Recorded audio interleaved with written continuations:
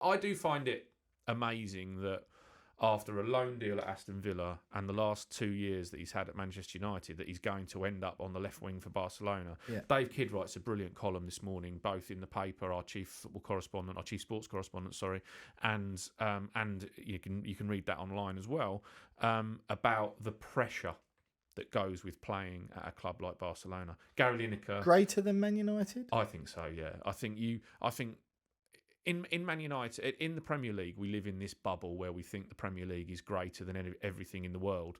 It's great to watch. It's better to watch, And look, he's under pressure at Man United, yes, because he's a youth product. Yeah. But he was protected by the Stretford End for a long time. And that's good.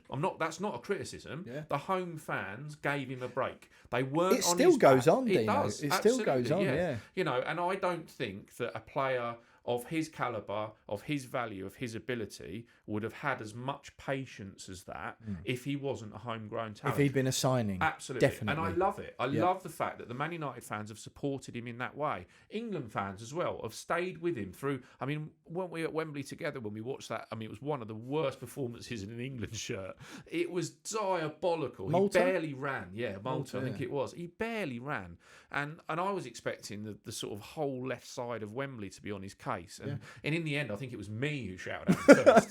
How about you make a run, Marcus, or something like that. But so I do think he got a lot of, and look, he's had a lot go on. It is hard to come through the ranks at a club like Man United, but there's nowhere to hide in the new camp, or it won't be the new camp to begin with. But there's nowhere to hide at Barcelona.